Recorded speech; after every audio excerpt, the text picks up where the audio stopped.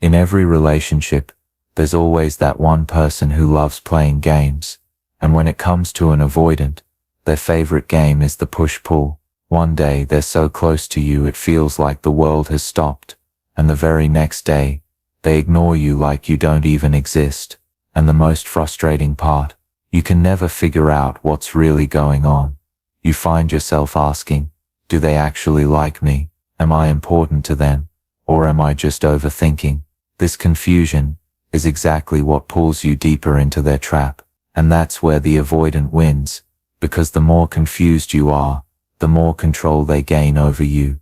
Now imagine this. What if you had access to the very strategy they're using against you? What if you could decode their push-pull pattern and flip the game right back on them? What if for the first time, you could beat them at their own game? That's exactly what this video is about. I'm going to walk you step by step through the psychology of the avoidant, why they play this push-pull game, and most importantly, how you can take your power back. Trust me, by the end of this video, you'll have the clarity you've been missing all along. And once you have that clarity, their game won't work on you anymore. Up until now, they've been playing with your emotions, but it's time you turn the tables and checkmate them in their own game. Have you ever been in a situation where one day, this avoidant person makes you feel like you're the center of their universe, and the very next day, they treat you like a stranger? One moment they're calling, texting, laughing with you, opening up in ways that make you think, okay, maybe this is finally real, and then out of nowhere silence, coldness, distance. This back and forth doesn't just confuse you, it drains you. Because every time they pull away, you start questioning yourself. Did I say something wrong? Did I do too much? Maybe I'm not good enough. And that's the trap. Instead of seeing the pattern for what it is, you turn the blame inward.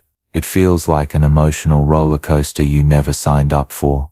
One day you're at the top, excited, full of hope, feeling chosen. The next day, you're crashing down, left hanging in uncertainty, replaying every conversation in your head, trying to decode what went wrong.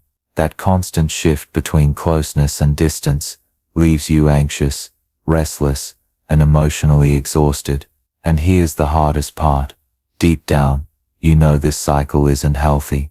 You know that real connection shouldn't feel like a game of hide and seek. But when you're in it, it's almost impossible to pull yourself out, because those little moments of closeness, the laughs, the late night talks, the rare times they actually open up, keep you hooked. You start chasing those highs, hoping the lows will eventually stop, but they don't stop.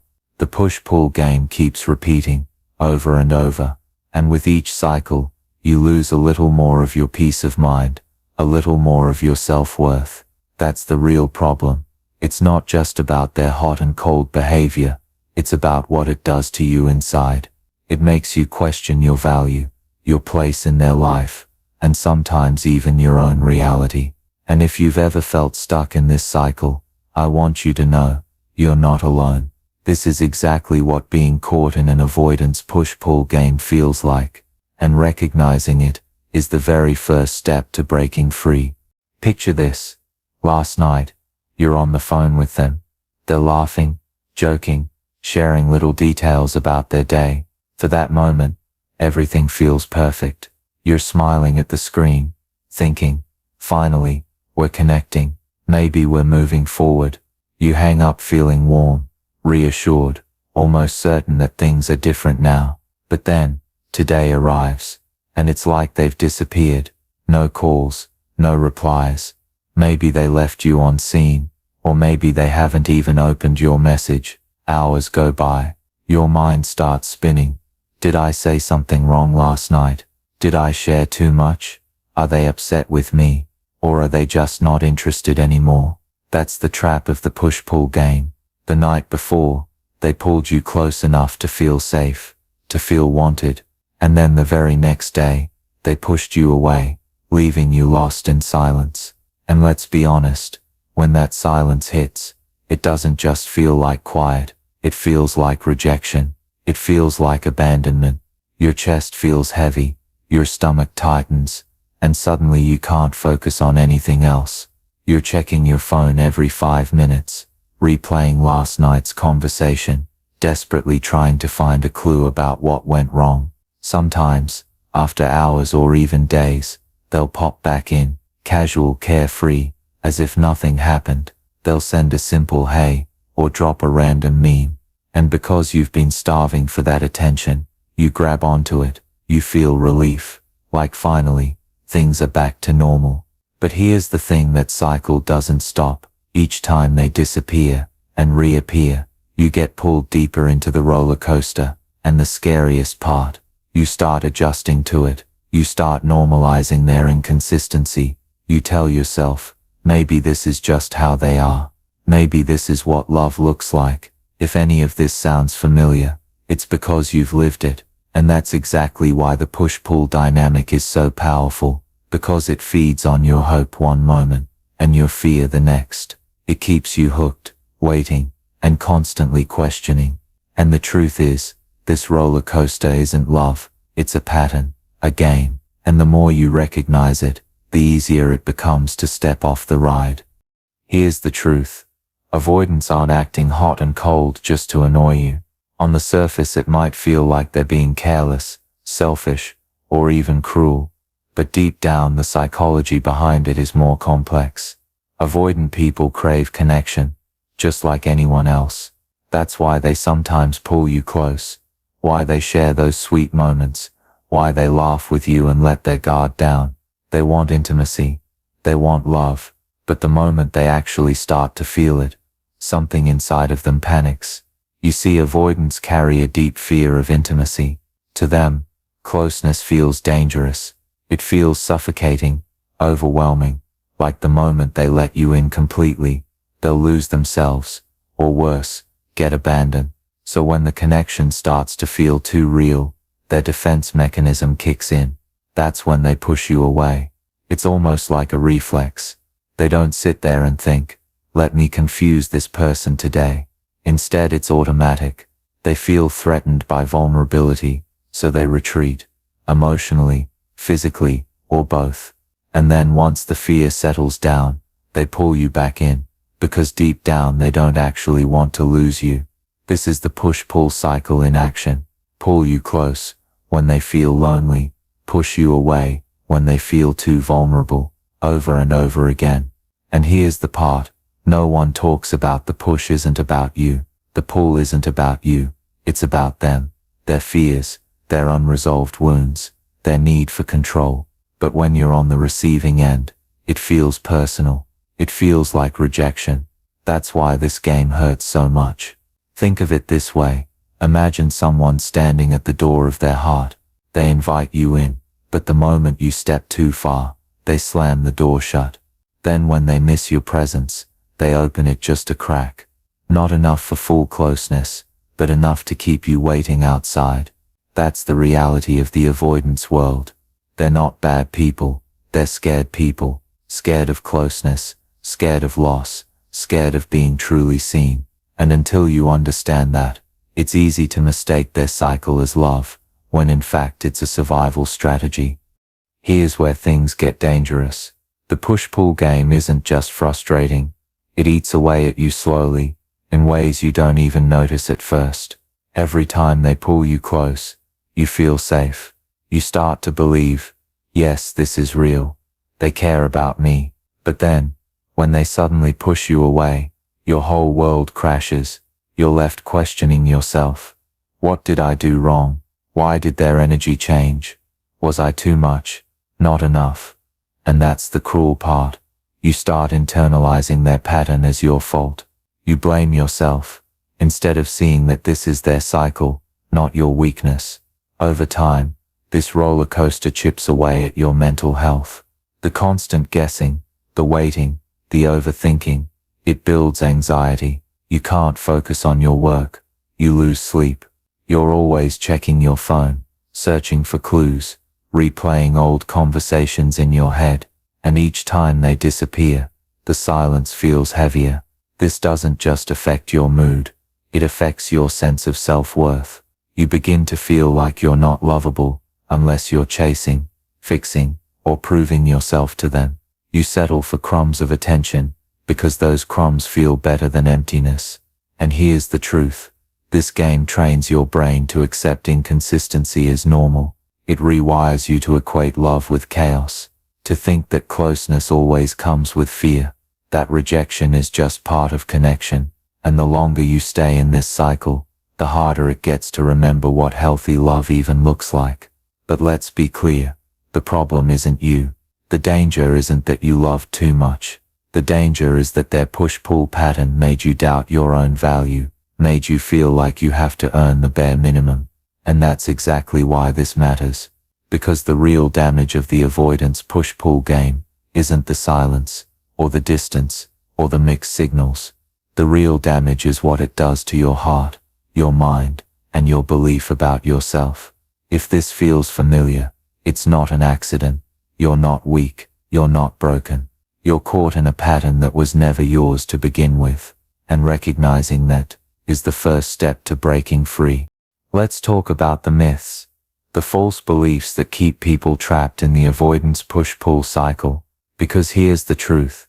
Sometimes it's not just the avoidance behavior that hurts you, it's the stories you tell yourself about how to fix it. One of the biggest misconceptions is this: if I just care more, love harder, and show them how loyal I am, they'll finally stop running. But reality check, the more you chase an avoidant, the faster they pull away. Why? Because chasing confirms their fear of losing independence. To them, your extra effort feels like pressure, not love. Another common belief is, if I stay patient long enough, they'll eventually change. But patience doesn't heal avoidance. Avoidants don't suddenly wake up one morning and decide to stop playing the push-pull game. Unless they recognize their own patterns and actively work on them, nothing shifts. Waiting in silence only drains you more. Here's another myth. If I do everything right, say the perfect words, never upset them, never demand too much, they'll finally feel safe and stay consistent. Wrong. Avoidance isn't triggered by you being wrong. It's triggered by intimacy itself. You could be perfect in every way, and they'd still retreat the moment closeness feels threatening. And maybe the most damaging misconception of all, it must be my fault. If they keep pulling away, it's because I'm not good enough. No, their pattern existed long before you. It's not proof of your inadequacy, it's proof of their fear. See, these myths are dangerous because they trap you in a loop. They make you double down on strategies that will never work, chasing harder, waiting longer, self-blaming deeper, and every time those strategies fail, you feel more powerless. But here's the truth bomb. You cannot love someone out of avoidance. You cannot fix it by shrinking yourself, by overgiving, or by proving your worth. The harder you try, the more the game continues. And that's why it's so important to see these misconceptions for what they are: illusions, lies that keep you stuck. Once you shatter them, you stop playing the avoidance game on their terms. Now that you understand the push-pull cycle, here's the part you've been waiting for: how to break it, how to stop being controlled by their game, and finally take your power back. The truth is, beating the avoidant isn't about manipulating them. It's about shifting your response, so the game no longer works on you. Here's how: 1. Stop playing by their rules. When they pull away, your instinct will be to chase. Don't. That's exactly what fuels the cycle. Instead, match their distance with calm detachment. If they disappear, don't panic. Use that space to focus on yourself. When they realize their push doesn't control your emotions, the game starts to lose power. 2. Protect your boundaries. Boundaries aren't walls, they're standards. Make it clear, through your actions, that you won't tolerate hot and cold behavior. For example, if they ghost for days and then casually reappear, you don't have to instantly reward them with your attention. Boundaries show them that your self-worth isn't up for negotiation. 3. Stay emotionally grounded. Avoidants thrive on your reactions, the overthinking, the anxiety, the desperate attempts to fix things. The more you react, the more control they have. But if you stay grounded, calm and centered, you take that power away. Practice pausing before responding. Ask yourself, is this about me, or is this their pattern? 4. Shift the focus back to you. The biggest mistake people make is pouring all their energy into managing the avoidant. Flip the script. Invest that energy into yourself. Build your confidence. Nurture your hobbies. Strengthen your support system. The more fulfilled you feel in your own life, the less tempting their push-pull cycle becomes. 5. Remember, consistency is the standard. At the end of the day, love should feel steady, not chaotic. If someone keeps showing you inconsistency, the most powerful move isn't chasing or fixing them. It's deciding whether you even want to keep playing this game at all. Because here's the ultimate truth. You beat the avoidant, not by winning their approval, but by refusing to let their inconsistency define your value. That's real power. So here's the bottom line. Beating an avoidant at their own push-pull game isn't about outsmarting them. It's about refusing to let their inconsistency control you. It's about understanding the pattern, breaking the cycle, and choosing your self-worth over their mixed signals. Because remember this, someone who truly values you doesn't keep you guessing. Real love doesn't feel like chaos. It feels steady, safe, and clear. And the moment you stop rewarding hot and cold behavior with your attention, the game ends. That's your power. Not chasing, not proving, not waiting, but standing strong in the truth that you deserve more than crumbs. And once you start living that truth, no avoidant can pull you back into their trap. If this video opened your eyes, if you felt even one moment where you thought, yes, this is exactly my story, then don't keep it to yourself. Hit that like button right now, because it tells me this message mattered to you. Share this with someone who needs to hear it, someone who might be stuck in the same cycle. And most importantly, drop your thoughts in the comments. Tell me your story, your struggles, your breakthroughs. I read them all. And if you want more content like this, where we break down the real dynamics of love, relationships and self-worth, make sure you subscribe, because this is just the beginning. Remember, your value doesn't depend on someone else's inconsistency. The game ends the second you decide to stop playing.